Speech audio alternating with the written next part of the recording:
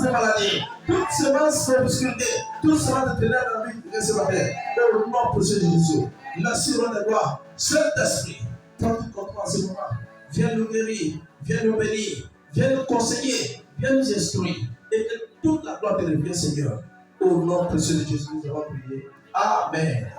On parle avec le Seigneur ce matin. Soyez bénis, tout notre gloire. Viens t'avancer, bienvenue dans la présence du Seigneur. Viens t'avancer, bienvenue dans la présence du Seigneur ce matin. Parce que dans sa présence, il y a de la joie, il y a de la délivrance. Alléluia. Alléluia. Gloire à Jésus. Asseyez-vous dans la présence du Seigneur. Très rapidement ce matin, nous allons continuer notre enseignement depuis ce mois qui dit comprendre la bénédiction contenue dans le réveil spirituel. Ça semble. Comprendre la bénédiction contenue dans le réveil spirituel. Ensemble, comprendre la bénédiction contenue spirituelle. Alléluia.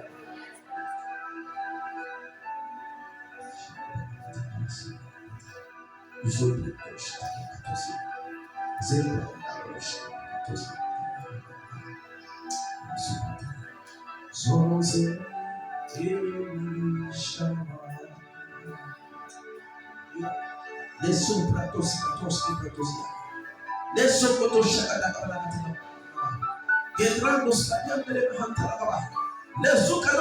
les sons sois-tu Seigneur. Béni sois-tu Seigneur. Béni sois-tu Seigneur. Merci Seigneur.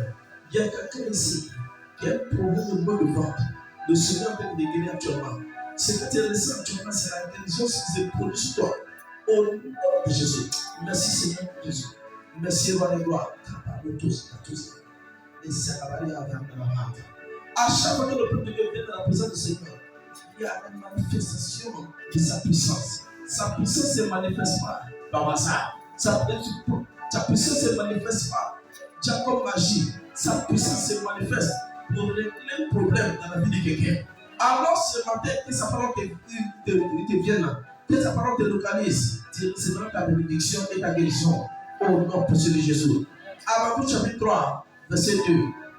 Habakkuk chapitre 3, verset 2, rapidement.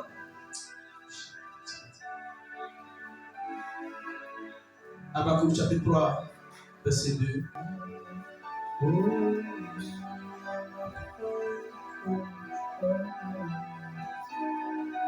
Chapitre 3, verset 2. Éternel, j'ai entendu ce que tu m'as annoncé.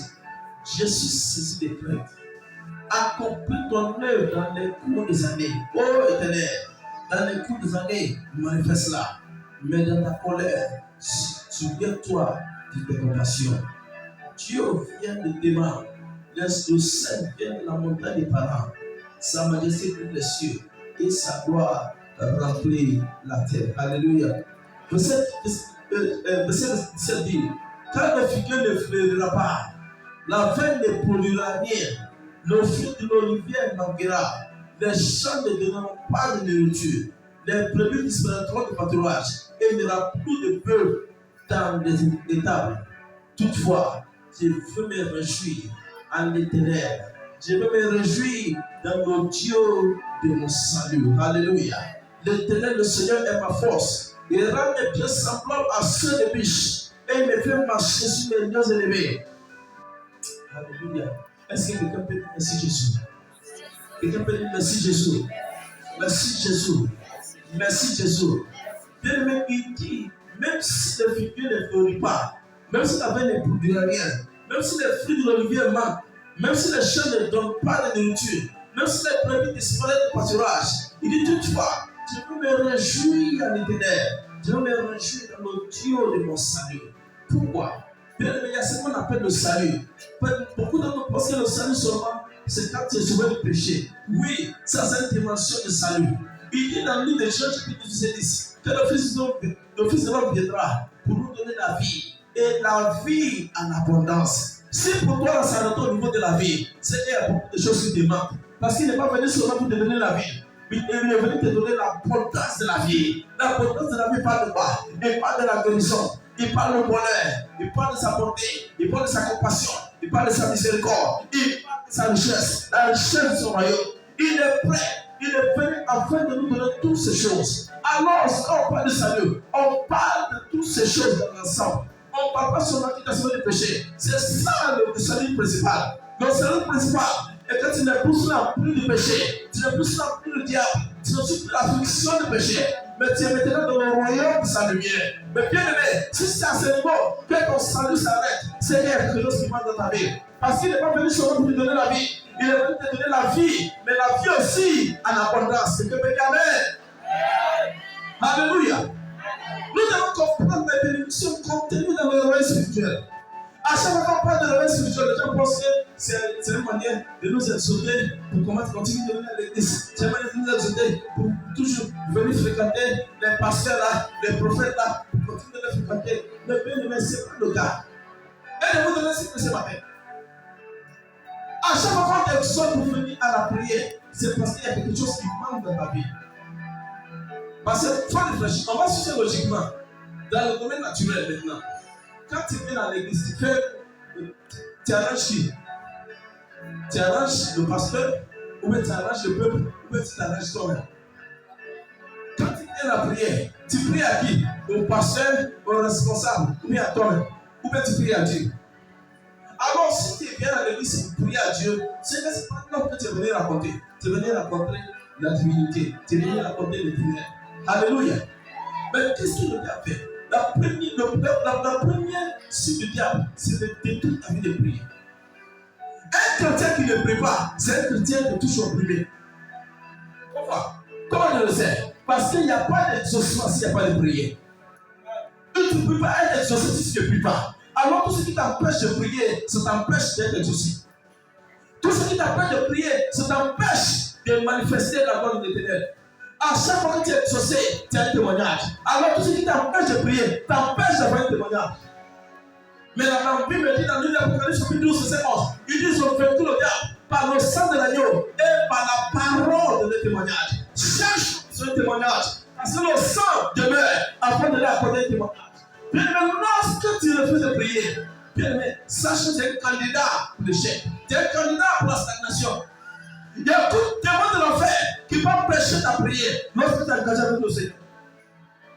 Les milliers de démons ne peuvent pas t'opprimer lorsque tu es engagé avec eux sur le terrain de prière.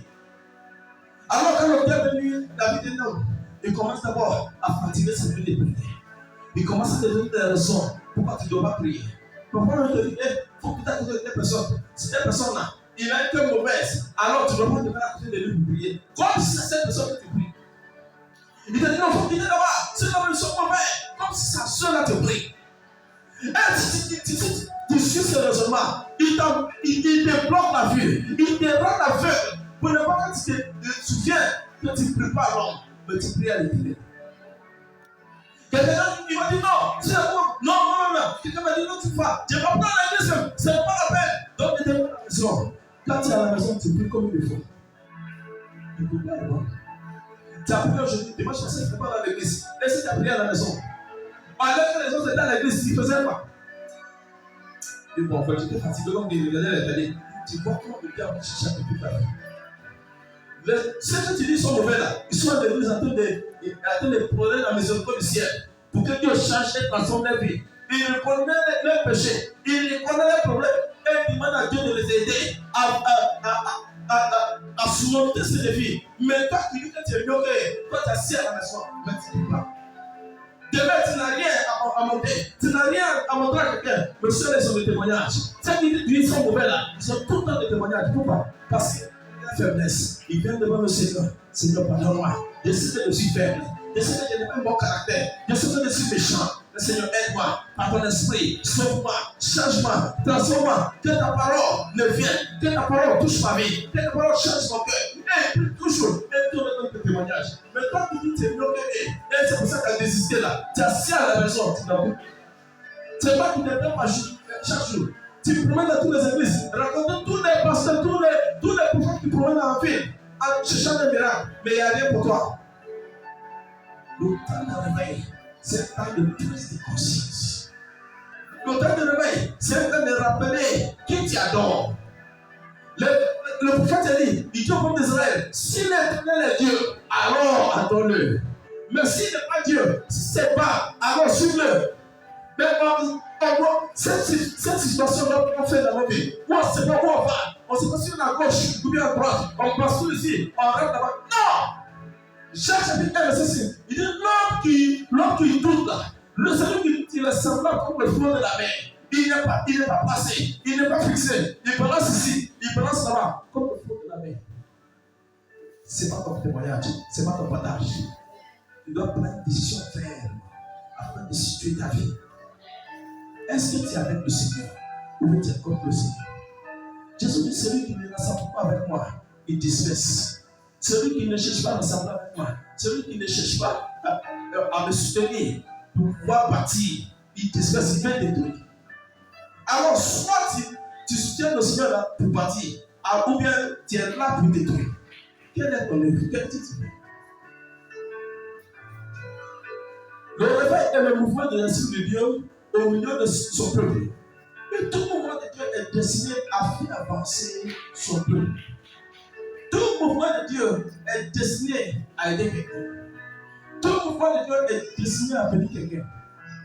Et quand j'ai assisté à un programme dans une église, et quand j'étais dans cette église-là, les gens me disaient, quelqu'un disait, c'était comment il parlait directement. Il dit, lui, comprend pas dans cette église-là. Et à chaque fois qu'il vient dans cette église-là, toujours quand on prêche là, les gens tombent, ils crient et puis ils tombent. Regardez, c'est pourquoi les gens crient et tombent. Mais lui, il a remarqué que c'est le même type de personnes. Ce sont toujours qui crient, ce sont toujours qui tombent. Donc, lui se demande, est-ce que c'est Dieu ou bien c'est le démon qui les fatigue? J'ai dit, mais non. Le mouvement de cet esprit n'est pas si faible jusqu'au moment où il fait tomber les gens. Quand le Saint-Esprit vient, quand la puissance du Saint-Esprit vient, c'est pour transformer les vies. Donc, si la personne tombe plusieurs fois, mais il n'y a pas de changement, tu n'as pas besoin de chercher. Il faut savoir que ce n'est pas Dieu. Quelques gens tombent parce qu'ils sont tellement souillés qu'ils ne peuvent pas tenir devant la présence de Dieu. Donc, à chaque fois que la présence de Dieu descend, ils sont obligés de tomber. Et quand ça se produit, ce n'est pas parce qu'ils sont forts, c'est parce qu'ils sont spirituels, c'est parce qu'ils sont souillés jusqu'à un niveau étrange. Et le fou m'a regardé bizarrement et dit, ah bon, mais si c'est comme ça là, c'est qu'il y en a beaucoup ici là. C'est qu'il y a beaucoup ici là qui sont bizarres. Vérifie-toi. À chaque fois que la puissance de cet esprit descend, c'est pour toucher la vie de quelqu'un, c'est pour changer quelqu'un, c'est pour transformer quelqu'un. J'ai assisté à une écoute où il y a quelqu'un qui est venu. Il était venu extrêmement ivre, il pouvait tenir sur son pied. Tout ce qui s'était assis autour de lui, donc, il quittait le coin parce qu'il se sentait très mauvais. Les Égyptiens voulaient lui chasser. Le pasteur se dit non. Le seul ici est venu, c'est parce qu'il a un problème. Et il a besoin d'une touche de cet esprit. Pendant le culte, cet homme, il a sauté de manière. Il a fait 360 degrés et il a tombé. Bien aimé, je vous assure, quand il s'est réveillé, après, il avait ses yeux clairs. Il n'y a plus de France de la corps sur lui. Et jusqu'aujourd'hui, quand il sent l'odeur de la coliformie, il était totalement libéré ce jour-là. Quand c'est l'esprit de Dieu qui vient là, il y a un changement dans la vie de quelqu'un. Ce n'est pas du chantage. Chaque mouvement de l'esprit de Dieu au milieu de son peuple, c'est destiné à faire avancer c'est pour changer quelque chose dans la vie de quelqu'un. Alors, ce n'est pas notre place de mépriser des chrétiens. Beaucoup de gens comme nous, on n'est pas bénis parce qu'on méprise l'évangile de Christ. On méprise l'évangile, on ne croit pas. Alors, parce qu'on ne croit pas, on ne peut pas se donner à cela. Et tu sais comment le diable nous blâme. Le diable vient. Il a regardé un homme qui vient de prêcher. Puis il a quoi? Puis c'est lui qui vient de prêcher. Et déjà, tu commences à mépriser la personne. Toute bonne parole qui va te donner qui vient du ciel, tu ne peux jamais profiter de ça. Lorsque tu le méprises, voilà pourquoi le premier chapitre de Dieu sont, il est heureux l'homme qui ne sait pas au milieu de leur cœur, qui ne sait pas avec les pécheurs, ceux qui se montrent, qui critiquent les autres. Parce que le critique, il te fait dérouter du chemin du bonheur. Il est le nom celui qui médite sur la voie de l'Éternel, celui qui marche sur ses voies jour et nuit. Il est semblable au fruit qui est planté au près de rivière et qui donne ses fruits à sa saison. C'est-à-dire tout ce qu'il fait, ça réussit. Pourquoi? Parce que tous les jours, il médite sur la voie de l'Éternel. Il connaît nos sources de sa bénédiction. Tout mouvement de l'Esprit de Dieu attire les multitudes dans le royaume. Comme nous l'avons vu dans les actes des apôtres. Et cela transforme l'Église en un centre de solution pour toute l'humanité. Tu ne pourrais pas apporter la bénédiction aux autres si toi-même tu n'es pas béni. Parce que tu ne peux pas donner ce que tu n'as pas. Tu ne peux pas donner ce que tu n'as pas. Si tu n'as pas 100 000, tu peux donner 1 000 à quelqu'un. Si tu n'as pas 100 000, tu peux donner 50 000 à quelqu'un. C'est quand tu as 100 000, tu peux dire bon d'accord, je vais donner 50, je vais donner 50 à quelqu'un. Je vais donner 80, je vais donner 20 000 à quelqu'un. Je peux même tout donner à quelqu'un. Parce que tu as au moins tu as assez. Mais il faut imaginer que tu n'as même pas un rond sur toi. Et quelqu'un te donne 100 000, tu peux le donner. Alors tu ne peux pas donner ce que tu n'as pas. Pour pouvoir aider quelqu'un d'autre, il faut être sûr que toi-même là, tu profites de l'aide de l'Éternel. Somme chapitre 89, verset 11. Il dit, j'ai trouvé David mon serviteur, et je la pointe de mon louis saint. Alors ma main le soutiendra, mon bras le fortifiera. Bien-aimé, pour profiter de la fortification célestiale, pour profiter du soutien de l'Éternel, tu as besoin d'être loin de l'Éternel. Mais son onction ne peut pas sur l'époque qui vient sur ses serviteurs. Avant de voir David, il dit, il y a devant lui des serviteurs. Parce qu'il me sert, donc je l'appointe. Et parce que je l'appointe, je suis engagé maintenant à les soutenir. Je suis engagé à les fortifier. Qu'est-ce qu'un réveil? Un réveil est un mouvement de l'Esprit de Dieu qui éveille l'esprit des hommes pour qu'ils s'engagent dans les activités d'avancer du royaume. Parfois, on est obligé de nous exhorter pour faire pour Dieu, pour penser à Dieu. Parfois, l'humanité même en nous pas. Tu as l'impression que celui qui n'est pas là, on dit qu'il a intérêt dedans. Peut-être qu'en réalité, il n'a aucun intérêt dedans. Parce que tu ne pourrais même pas l'aider même. À ton niveau, tu ne pourrais même pas lui apporter de soutien. Donc, si il a tête de te parler, ce n'est pas parce qu'il a besoin de ton aide, mais parce qu'il veut que tu réussisses. C'est une mentalité de combattiste qui nous fait penser qu'à chaque fois qu'on nous exhorte, c'est parce que celui qui nous exhorte a besoin de quelque chose. Non. Non. Jésus est sur terre. Jésus a prêché la parole. 5 000 hommes l'ont suivi. Et il a opéré le miracle pour nourrir tous les 5 000. Et tu sais ce qui s'est produit? Lendemain, tous ces 5 000 hommes ont commencé à les chercher. Jésus a pris un bateau pour traverser par d'un autre village. Les gars, ils ont loué les bateaux pour le suivre. Alors Jésus me dit, mais attends, ces hommes, ils pensent à quoi? Les gens n'ont pas de force, on va les couronner au roi. Parce qu'il est fort. Il fait des miracles. Il est tout puissant. Donc on va les couronner au roi. Jésus se donne à lui parce qu'il connaît le cœur de l'homme. Et puis la connaissance est enseigner la parole. La parole qui est dure. Quand tu lis le livre de Jean, chapitre 6, c'est bien, c'est enseigné là-bas. En tout cas, c'était compliqué. Lui, il a dit, mais gars, vous me suivez parce que je vous ai nourri de pain et de poisson. Si vous avez traversé l'eau là pour me suivre là, c'est pas parce que vous voulez chercher la vie éternelle, c'est parce que vous avez profité de pain et de poisson. Il dit, c'est vous qui me cherchez véritablement. L'unité que je vais lui donner là, il ne peut plus manquer de nourriture. Et il dit, Seigneur, si c'est le cas, pour nous donner bonne nourriture là, bon, la nourriture que je vais donner là, c'est mon corps et c'est mon sang. Vous devez manger ma chair. Mais là, tu peux venir pour encore quoi? Est-ce qu'on a des carnivores qui mangent chez de l'homme? Et il a continué d'insister sur sa parole. Parce qu'il connaît pas le nom. Et il sait que ces gens, ils ne suivent pas Dieu parce qu'ils connaissent Dieu, parce qu'ils aiment Dieu. Ils suivent Dieu pour les intérêts. Quelqu'un avait me voir, il s'est fait que ça fait des années pour avoir un principe financier. Je lui ai posé une question. Du livre de Matthieu jusqu'à Jean. Toute l'histoire de la vie de Jésus. Tu as vu où Jésus a rendu quelqu'un riche. Ça l'a bloqué. Tu lis la Bible, non? Il dit oui. Tu as lu la Bible, tu lis beaucoup la Bible, il dit oui. De toute la Bible que tu as lu, tu as pas vu où Jésus a rendu quelqu'un riche. Pourtant qu'il manifeste sa puissance partout. Et donc, en tout cas, c'est qu'il a remarqué Jésus, il ne fait que guérir les malades. Il guérit les malades, il chasse les démons, mais lui, il n'a pas vu où Jésus a rendu quelqu'un riche. Et même tu es venu me voir aujourd'hui, tu veux que Dieu les rende riches. C'est ce que Jésus n'a pas fait pendant qu'il est là. C'est que moi, je fais ça pour toi. Moi, je suis plus que Jésus. Ça l'a bloqué. Et maintenant, donc, ça veut dire que Jésus pouvait rendre quelqu'un riche. Il dit non, c'est pas ce que ça veut dire. Ça veut dire que ce que tu recherches là d'abord, tu es dans l'erreur. Parce que c'est que Dieu nous a ordonné de faire. Il dit cherchez premièrement le royaume des cieux et sa justice. Et tout le reste de ce que tu cherches là, même l'argent que tu cherches, te sera accordé. Mais lorsque tu viens, tu mets l'argent devant, Jésus ne peut jamais t'aider. Quand tu mets pour lui devant, lui il prend pour toi en charge. Il sait que tu as besoin d'argent. Pourquoi commencer à blâmer? Beaucoup qui sont ici parce qu'ils ont besoin de bénédictions. Beaucoup qui sont ici, si tu me regardes actuellement, me regardent parce qu'ils ont besoin de bénédictions, ils ont besoin d'être exaucés, ils ont besoin d'un changement dans leur foyer, ils ont besoin d'un changement dans leurs activités, ils ont besoin de bénédictions financières. Vrai ou faux? Alors, dans la société, voilà, c'est ce que nous on fait. Mais c'est pas ce que Dieu nous demande.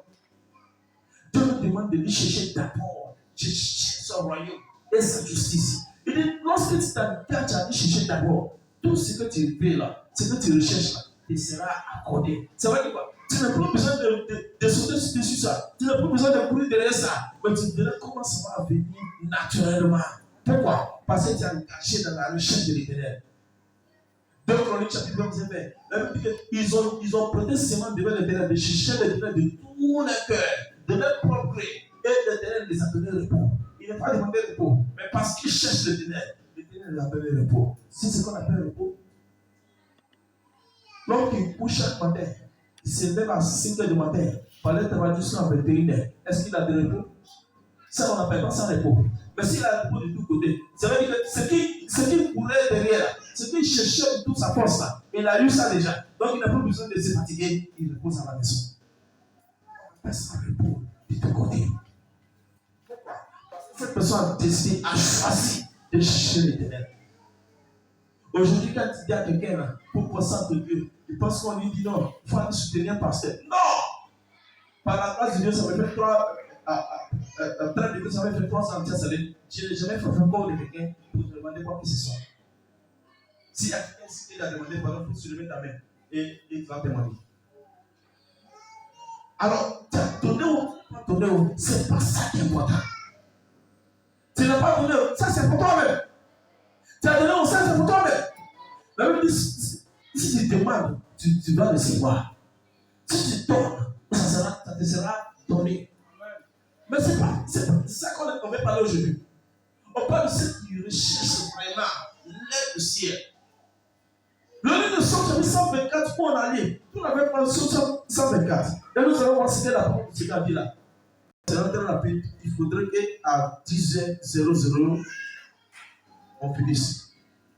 Verset 8 dit, notre secours est dans le nom de l'Éternel qui a fait les cieux et la terre. Ça veut dire le secours que tu as besoin pour être sauvé, le secours que tu as besoin pour être guéri, le secours que tu as besoin pour être transformé, c'est dans le nom de l'Éternel. C'est pas dans le cherchant quelqu'un. C'est pas en courir derrière quelqu'un. C'est pas en cherchant associé à quelqu'un. Non. Le secours qu'il te faut est dans le nom de l'Éternel qui a fait le ciel et la terre. Qui a-t-il dans un réveil? Dans un réveil, la fortune financière est déversée sur les croyants qui sont engagés. Tout le monde va Sophonie chapitre 1, verset 17. Sophonie chapitre 1, verset 17. Rapidement. Sophonie chapitre 1, verset numéro 17. Il dit, Sophonie chapitre 1, verset 17.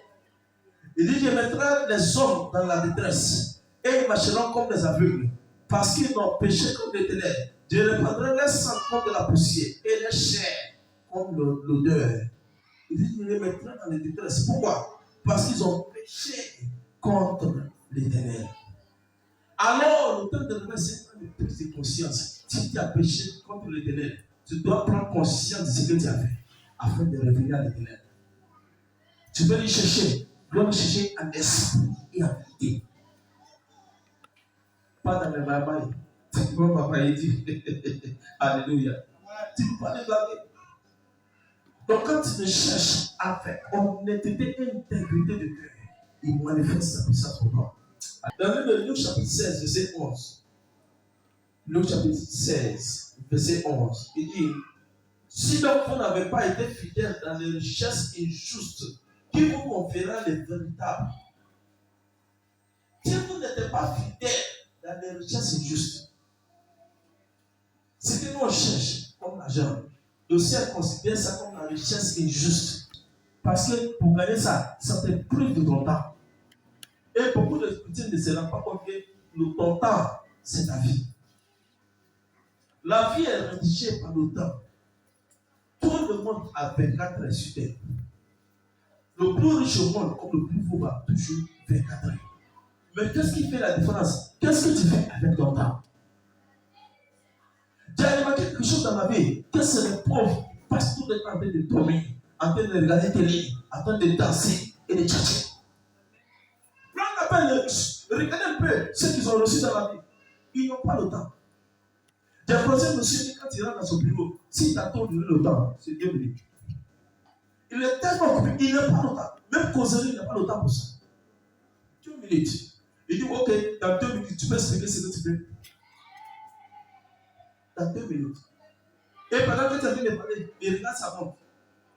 Donc, tu es sous pression de parler vite, vite. Sinon, si 2 minutes arrivent, il dit, bon, comme j'ai d'autres rendez-vous, on va se voir après. Donc, secrétaire, il faut le programmer la semaine prochaine. Prochaine personne. Il n'a pas longtemps. Mais tu vois quelqu'un qui est assis pendant 12 heures de temps, il est là chercher, il a raconté toute sa vie, tout ce qui est passé, même 20 ans qui est passé. C'est quelqu'un qui connaît, il ne sait pas quoi faire avec son temps. Et c'est comme ça que nos diables ont tenté de fatiguer le peuple d'aujourd'hui. Tu vas au milieu des chrétiens, tu vois quelqu'un, il peut s'asseoir pendant 3 heures de temps, il regarde TikTok. Il n'a pas de choses à faire. Il regarde l'autre qui se remet sa fesse là-bas. Il regarde l'autre qui danse de l'autre côté. Et puis il regarde l'autre qui raconte des bêtises qui n'a rien à porter. Et puis comme ça, il fait comme ça. Et puis tu es content. Il dit les passe. Il ne se rend pas compte. C'est sa vie qui a été dépassée à petit feu. Il ne se rend pas compte. Et le temps que tu as perdu, tu ne peux plus jamais la recouvrir dans la vie. Dis-moi, l'aide d'hier, tu peux la recouvrir. 24 heures d'hier, tu peux recevoir ça encore. C'est passé pour l'éternité. Tu ne peux plus jamais revenir à ça. Alors, quand on veut mesurer la vie d'un homme, on demande il a quel âge. On dit il a 70 ans. Yeah! Il a 70 ans. Et puis il n'a pas de maison. Il a 70 ans. Il n'a pas de travail. Il a 70 ans. Il n'a pas de réalisation. C'est qu'il a joué. Peut-être qu'on dit 70 ans. C'est longtemps qu'il a dépensé sur terre. Combien d'heures par jour?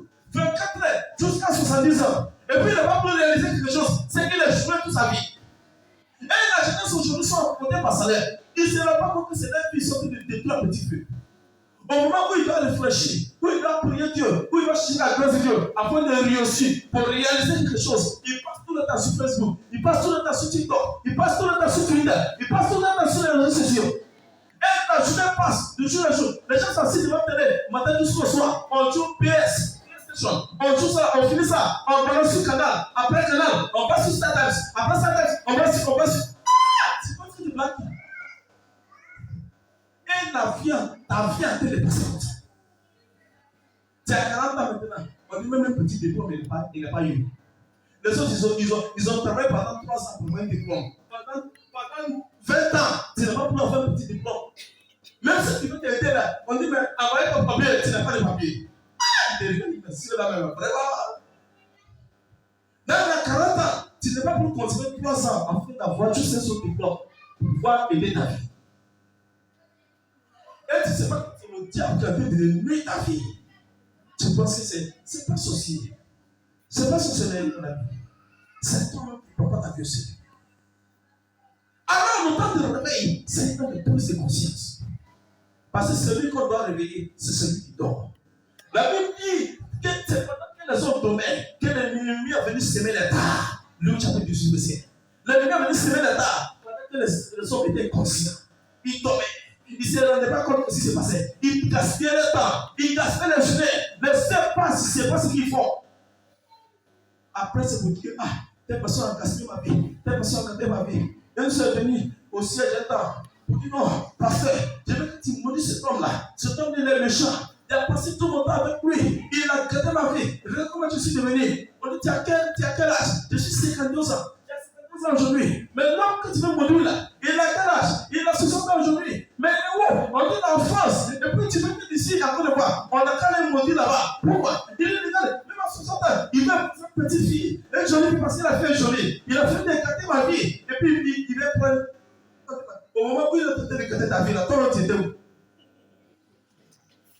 Si tu n'as pas donné ton temps, pourquoi il gâte? Tu étais où? Tu étais là avec nous bien. Pendant que tu promenais avec lui, dans tous les points de nuit, pendant que tu promenais avec lui, dans tous les bons points, il a déchiré tes habits, il faisait tout. Pourquoi tu te sens et puis tu promènes partout, dans la joie, tu ne te rends pas compte que tu n'as pas de réalisation. Tu n'as même pas une place dans cette vie. Pendant toutes ces années, et soudainement aujourd'hui, tu te réveilles parce qu'il t'a abandonné, il est parti en France et puis il va épouser une jeune fille. Et aujourd'hui, tu cherches qui va dire. C'est que c'est toi-même qu'on doit me dire d'abord. Parce que tu n'as pas valorisé ta vie, tu n'as pas valorisé ton temps. Tout ce qui te fait gaspiller ton temps, fait gaspiller toute ta vie. Alors, bien aimé, pour réussir ta vie, il faut d'abord valoriser ton temps. Valoriser ton temps avec Dieu. Le spirituel commande le physique. Alors, si tu veux réussir le spirituel, si tu veux réussir ta vie, commence d'abord par le spirituel. Voilà pourquoi Jésus nous a dit, cherchez premièrement le royaume de Dieu. Pourquoi? Parce que quand tu pries, Dieu il change. Même s'il y a une promotion magnifique sur ta vie, le Seigneur il transforme cela, afin que ça soit une réussite pour toi. Même si on propose la stagnation pour toi, le Seigneur il transforme cela, pour que ça soit un avancement pour toi. Même si on propose l'échec pour toi, le Seigneur il transforme cela, afin que tu réussisses. Mais tu dois l'engager sur le terrain de prière. Quand les gens viennent prier, non, tu n'as pas le temps. Alors qui aura le temps pour toi? Tu es prêt à parler tout le monde, sauf toi-même. Tu n'as jamais le temps pour Dieu. Et tu cherches qui va gérer pour toi. Voilà pourquoi tu es maudit. Parce que ta vie là, ce n'est pas quelqu'un d'autre qui va vivre la vie là pour toi. C'est toi qui vis cette vie. Donc ce n'est pas quelqu'un qui va gérer pour toi et puis tu as réussi. Regarde tout. Est-ce que tu sais combien de personnes Dieu a guéri dans son âme? La même moment donné, la Bible dit que tous les malades en Judée étaient envoyés auprès de lui et il les a guéris tous. Mais qu'est-ce qui s'est produit? Lorsque Jésus est parti, il y avait tous les malades qui venaient. Pourquoi? Parce que ce qu'il a fait pour toi là, c'est pas pour les durer. Tant que tu n'as pas changé, c'est que tu n'as pas cette prise de conscience là, même la guérison là, ça va pas durer. Il a donné un homme qui était malade pendant ton petit temps. Il dit, mon ami, si tu changes ton style de vie, quelque chose pour plus malade. Ça veut dire que ça n'a pas de longue durée. Tant que tu n'as pas changé ton caractère, tant que tu n'as pas changé ta manière, tant que tu n'as pas décidé de suivre les lois du Seigneur, afin qu'il continue de te guérir, afin qu'il continue de te bénir. Aujourd'hui, on est là, on ne sait pas ce qui s'est passé. Tu as partagé des témoignages. Aujourd'hui, le même maladie est revenu. Tu as partagé des témoignages hier. Comme Dieu t'a donné une activité, il t'a donné l'argent. Ça te prend. Aujourd'hui, tu te trouves endetté partout. Tu ne sais plus ce qui t'est arrivé. Mon ami, tant que tu n'as pas changé ta style de vie, le plus même travail, c'est encore devant. Qu'est-ce de ta vie? Aujourd'hui, c'est une culte spéciale de guérison. Et quand on parle de guérison, on parle de ce qui ne va pas. On parle de ce qui est bizarre. Parce que la parole qui vient là, pendant que ça vient là, quelqu'un va recevoir sa guérison. Quelqu'un va recevoir sa libération. Au nom de Jésus. Lorsque tu commences à prendre conscience de ta vie, conscience de ce qu'il fait avec ton temps, conscience de ta marche avec Dieu, tu verras sa mère commencer à agir dans ta vie. Il y a des libérations que tu n'as pas besoin de demander. Lorsque tu t'engages avec lui, tu es libéré. Il nous a dit dans Exode chapitre 23, verset 26, il dit, vous servirez l'éternel bon Dieu et il bénira vos pains et vos soins. Il éloignera la maladie de vous. Alors, en tant que chrétien, tu n'as pas besoin de réclamer guérison. Si vraiment tu sais le Seigneur, tu n'as pas besoin de réclamer bénédiction. Parce que si tu le sais, tu es déjà béni. Tes nourritures sont déjà bénies. Toutes tes activités sont déjà bénies. Les ennemis sont cherchés auprès de toi. Parce que tu as engagé déjà dans son service. Si on cherche bénédiction, c'est parce qu'en profondeur, on n'est pas engagé dans son service. La parole de Dieu est claire. Vous servirez l'éternel votre Dieu. C'est un contrat. C'est un contrat où tu fais ta part et fais sa part. Quand tu fais ta part, lui il gère sa part. Ta part, c'est de lui servir. Sa part, c'est de te bénir. Te bénir, c'est ce que tu fais. Bénir ton activité. Tu gérer ta vie en sorte que même les ennemis peuvent tout t'opprimer. Il dit dans Somme chapitre 89, verset 21, il dit qu'il y a David, mon serviteur. Et tu l'as honte mon Christ. Aujourd'hui, c'est plus d'onction. Tout à l'heure, l'onction sera répandue sur chacun. Mais bien aimé, l'onction marchera pour ceux qui aiment le Seigneur. Quand tu t'engages à le servir, tu vas voir que son onction va marcher pour toi. L'onction de guérison, l'onction d'avancement, l'onction d'autorisation, l'onction d'évolution. Tu vas voir que ce qui était difficile pour toi, ce que tu as fait depuis le plus, ça n'a pas reçu là. Lorsque l'onction vient sur ta vie, les portes s'ouvrent. Lorsque l'onction vient sur ta vie, les situations changent. L'histoire change autour de toi. Pourquoi? Parce que ton cœur est engagé à son service. Parce qu'il te voit toi maintenant un serviteur. Il te voit toi quelqu'un qui est prêt à le servir. Son onction ne marche pas pour n'importe qui. Si tu n'es pas prêt à le servir, alors il n'a rien pour toi. Sa bénédiction marche pour ceux qui le servent. La bénédiction du royaume, les bénédictions du royaume, c'est pour ceux qui sont dans le royaume. Et ceux qui sont dans le royaume, c'est ceux qui servent l'intérêt de son royaume. Il nous a appris à prier. Il dit que ton rêve vient, que ta volonté soit faite sur la terre comme dans le ciel. Qu'il doit produire ça. Il a déposé une ambassade sur terre. Et c'est toi cette ambassade. C'est toi qui le représente sur terre. C'est toi qui dois manifester sa volonté sur terre comme dans le ciel. Voilà pourquoi nous allons dans Matthieu chapitre 16, verset 18. Il vous donner les points du royaume. Que tout ce que vous lierez sur la terre sera lié dans le ciel. Tout ce que vous délierez sur la terre sera dans le ciel. Donc, c'est ta responsabilité de lier afin que ça soit fait là-bas. C'est ta responsabilité de lier sur terre pour que ça produise là-bas. Mais si tu ne le fais pas, qui va faire ça à ta place? Voilà pourquoi le temps de réveil, c'est un temps de prise de conscience. Alors qu'à l'arrêter de faire une religion qui n'a pas de sens. Une religion qui n'a pas de sens. On dit non. Dans nos paroisses, c'est comme ça on fait. Si on fait comme ça, c'est ça qui est bon. Mais il n'y a pas de résultat. Tu fais depuis des années et puis tu n'as rien pour montrer. Tu n'as rien à montrer. Il n'y a rien qui nous montre ce que tu fais dans la vie du ciel. Jésus vient simplement devant le tombeau de Lazare. Il dit, Père, je te dis merci parce que tu m'exauces toujours. Et même maintenant, je sais que tu vas le faire à cause de ce qui me regarde. Alors Lazare sort. Et l'homme est là de son père. Il n'est même pas fait l'homme prier. Toi, tu dors. Les sorciers viennent remuer le tort. Tu ne peux plus dormir. Tu es dans la prière. Jusqu'à matin. Tu t'ensuis comme ça. On dit, hey, c'est chaud, hein. Les sorciers viennent mettre ton corps. Toute la nuit, tu ne peux pas dormir, mon ami. Jésus n'est pas si faible. Jésus n'est pas si faible. C'est parce qu'il n'y a pas un engagement véritable avec Monsieur. Il n'y a pas un engagement véritable dans son service. Celui qui sert le Seigneur, c'est lui qui est le servant de l'Éternel. Et c'est lui que le Seigneur bénit. C'est lui qui soutient. C'est lui qui fortifie. Qui a fait ce pour le royaume? Il n'est pas dit que c'est lui qui va descendre pour lier sur la terre. Il dit c'est que toi, tu lis sur la terre, sera lié là-bas. Depuis que tu es devenu chrétien, tu as lié combien de choses? Tu as délié combien de choses? Chaque fois que tu as souci, tu cherches qui va prier pour toi. Alors toi-même, tu n'as jamais manifesté cette autorité qu'il t'a donnée. Luc chapitre 10, verset 19. Il dit, je vous donne l'autorité sur les serpents, sur les scorpions, sur toute la puissance de l'ennemi. Et rien ne peut vous nuire. Il dit, à toi, il a donné l'autorité. Alors c'est à toi de manifester cette autorité. Mais tu ne fais pas bien. Aujourd'hui, tu cherches de l'aide. Tu veux qu'il n'a pas descendu du ciel encore pour venir gérer la même chose qu'il t'a confiée. Marc chapitre 11, verset 23. Il dit, tu vas dire à cette montagne, ôte-toi de là et va dans la mer. Et si tu ne pas, ça sera produit. Il n'est pas dit que celui qui va descendre pour dire aux montagnes. C'est toi qui vas parler aux montagnes. Mais depuis que tu es devenu chrétien, combien de fois tu as parlé aux montagnes? Depuis lors, tu te sens dans la maladie.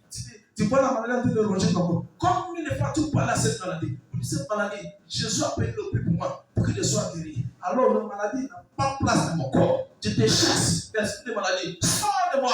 Je reçois ma guérison. Je déclare ma guérison. Je proclame ma guérison. Au nom de Jésus. Combien de fois as-tu dit ça? Combien de fois as-tu déclaré ça? Et puis tu n'as pas vu se manifester. Mais parce que tu lis la Bible, tu ne crois pas. Alors tu cherches celui qui croit. Afin que lui n'a qu'à engager sa foi. Pour que toi tu bénéficies. Tu peux comprendre maintenant le problème de chrétien. Il t'a donné l'autorité pour faire ça. Tu ne peux pas l'utiliser. Il te donne le pouvoir. Il t'a donné l'âme. L'âme pour combattre l'ennemi. Tu refuses. Tu peux imaginer un policier, il a piscine sur lui. Il a tous les armes qu'il lui faut. Il est devant les bandits. Et puis il appelle que le gouvernement n'a pas venu chasser les bandits. Lui, il est face au braquet. Le braquet, il lui menacé avec machette. Lui, il a un pistolet. Il a un canon sur lui. Mais lui, il cherche que l'État n'a pas venu chasser les bandits. Pourtant que lui, il est assis là. C'est possible. Mais c'est la position de poser chrétien. C'est la position de poser enfants de Dieu. Bien aimé, tu ne dois pas te retrouver là. Pourquoi? dépasser ce qu'il a réservé pour toi est plus fort que même toi-même. Les clés pour guérison.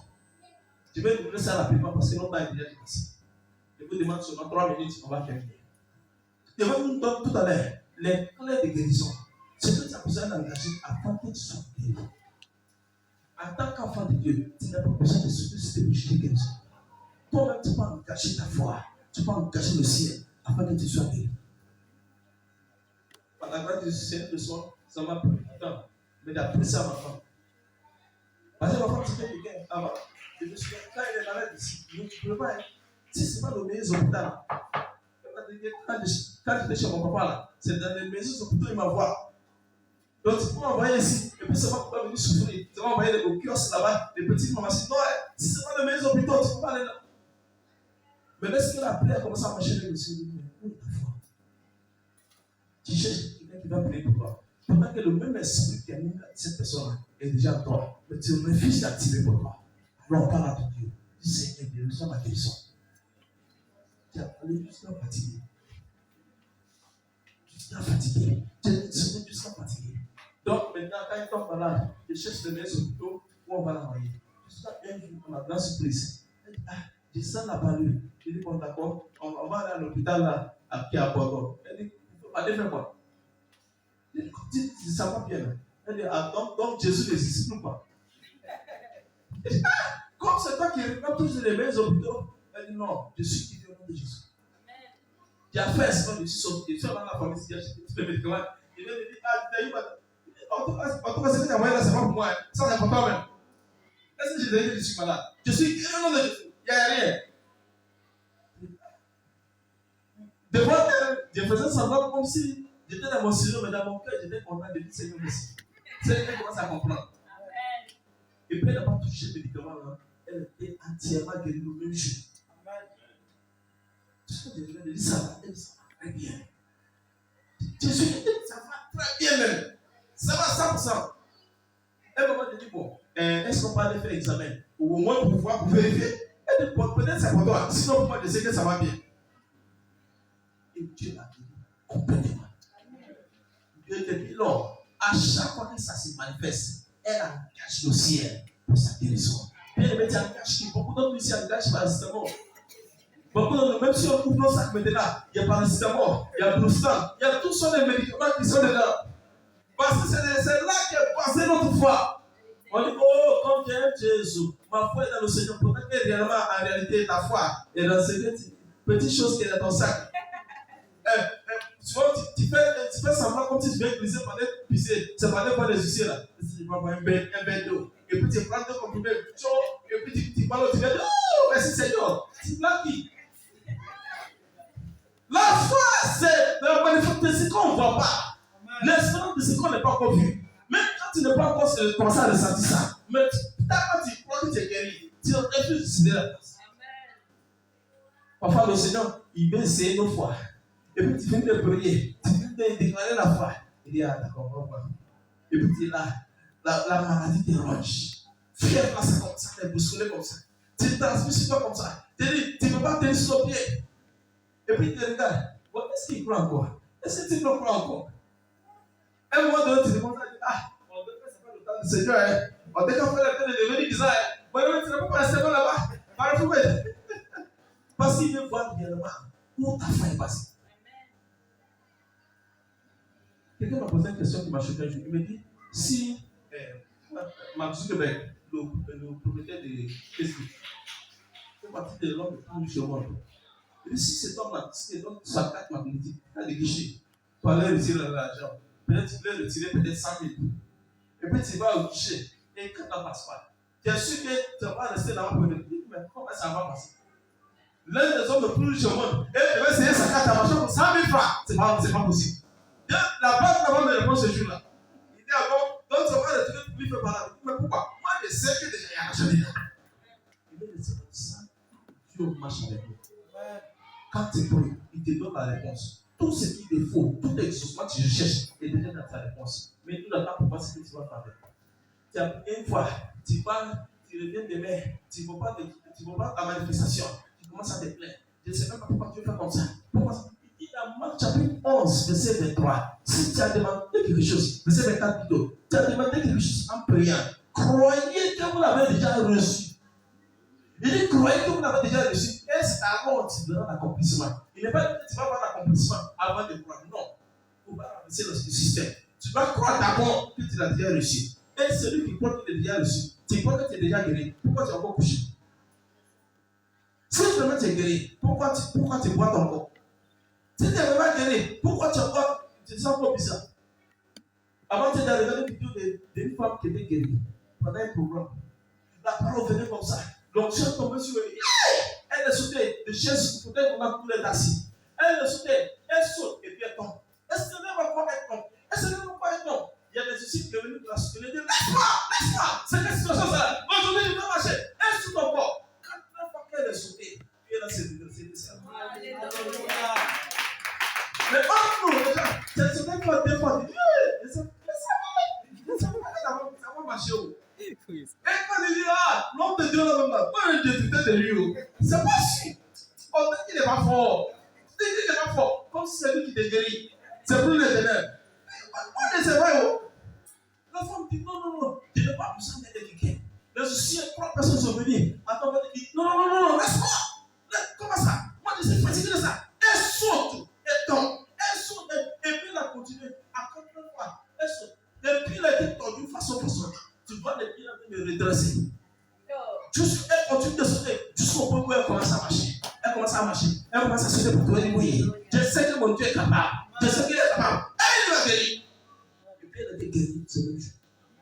Qu'est-ce que tu es prêt à faire si vraiment tu crois? Si vraiment que tu crois que tu peux les guérir, tu crois que ta guérison est disponible, pourquoi tu n'as pas assez d'argent? Dans le livre d'un roi, il dit, mais pourquoi on assiste jusqu'à mourir? Si on rentre là-bas, on va mourir. Si on va de l'autre côté, peut-être ils vont nous tuer. Peut-être ils vont nous laisser la vie. Mais on ne peut pas rester ici jusqu'à mourir. Allez, c'est là-bas. Si on meurt, on va mourir.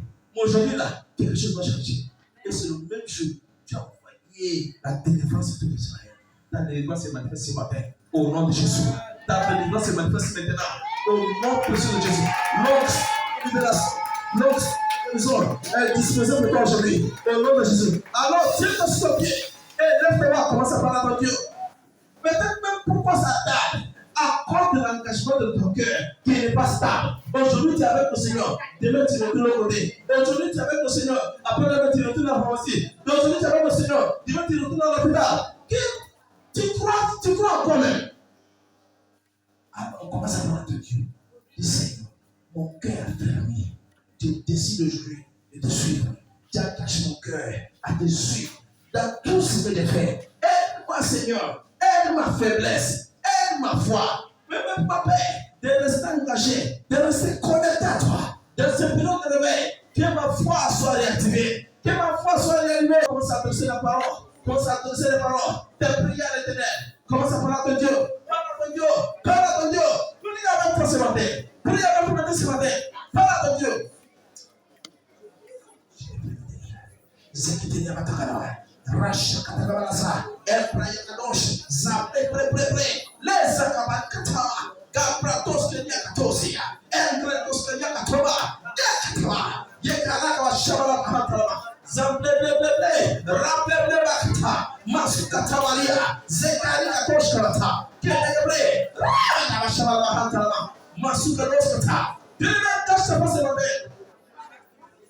Elle a prononcé la parole. Il dit la pluie va venir. La pluie va venir.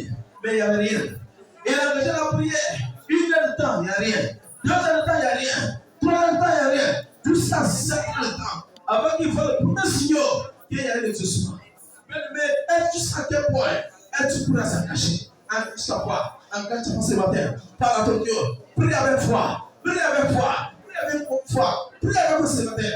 Ton Dieu, avec l'assurance de ton cœur, avec l'assurance de ton cœur, parle à ton Dieu, laisse ta catabarada, rabadoche que les catema, je les suragadoche, embryogadoche, la sédémélé, ropadoche camaracata, guidande camaruza, yengadebre, rabadoche cata, rebanodoche camaracata, guidande camaruza, attendez, les kata,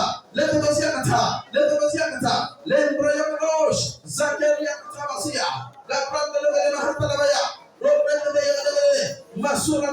Seteva, Yantere, Robo Setela, Robo Satara. Les Blanca, la Chandaba, Mazora, la gauche de Yakate, Zepare, Kotizia, Kotizia, Mantre, pour la Makate. Merci Seigneur. Oh mon précieux Jésus. Bien-aimé, peut-être tu es là ce matin. Tu n'as pas encore donné ta vie à Christ. Tu n'as pas encore accepté le Seigneur dans ta vie.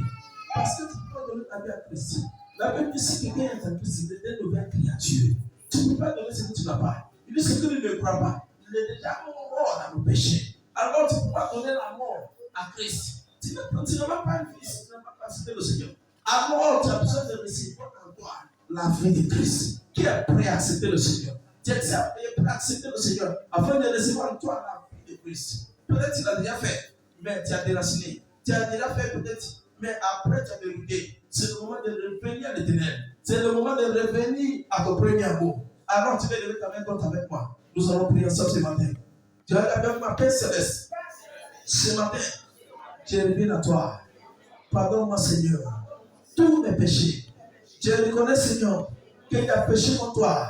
Je reconnais Seigneur que tu as abandonné tes voies. Je reconnais Seigneur que tu as marché dans l'incrédulité. J'ai marché Seigneur dans la négligence de ta parole. Mais ce matin, je reviens à toi. Pardonne-moi tous mes péchés. Pardonne-moi la négligence. Pardonne-moi Père, la méprise de ta parole. Mais pardonne-moi Seigneur, la méprise de ton sacrifice pour pouvoir me sauver. Ce matin Seigneur, je m'engage avec toi. Deviens le roi de ma vie. Viens être le maître de ma vie. Deviens le Seigneur de ma vie. Parle ton sang précieux, afin que je sois transformé, afin que je sois béni, afin que je sois guéri de tout fléau de péché, tout fléau de maladie. Au nom de Jésus, tu as voulu sur la croix pour moi. Tu es ressuscité pour moi, Seigneur. Je t'accepte dans mon cœur. Je t'accepte dans ma vie. Prends la place qui t'appartient. Merci, Seigneur. Au nom précieux de Jésus, nous avons prié. Amen. Peut-être c'est la première fois que tu es avec nous. J'aimerais que tu élèves ta main avec moi et nous allons prier encore. C'est ta première fois que tu es donné dans cette église. Et tout le peuple de Dieu va prier pour toi. Bien-aimé, tu es dans cette église. J'aimerais que tu tentes ta main. Fais ceux qui sont là pour la première fois. Commence à prier pour eux. S'il vous plaît, venez devant. J'aimerais que toute l'église étende les mains afin de prier pour toi. Parce qu'aujourd'hui, tu es dans la présence de Dieu. Il faut que sa présence se manifeste pour toi. Il faut que sa puissance se manifeste pour toi. Il faut que sa gloire se manifeste pour toi. Dans une manière étrange. Bien-aimé, tu es dans cette église. Alors, étends ta main, commence à parler à Dieu. La Bible dit c'est beaucoup plus de donner que de recevoir. La bénédiction que tu fais là, tu demandes au Père de les accorder d'abord. Demande au Père de les accorder. De payer, de remplir leur vie d'abord, davantage. Par la tenue maintenant. Du Père au nom de Jésus. Le pouvoir qui est là, la soeur qui est là, tous les frères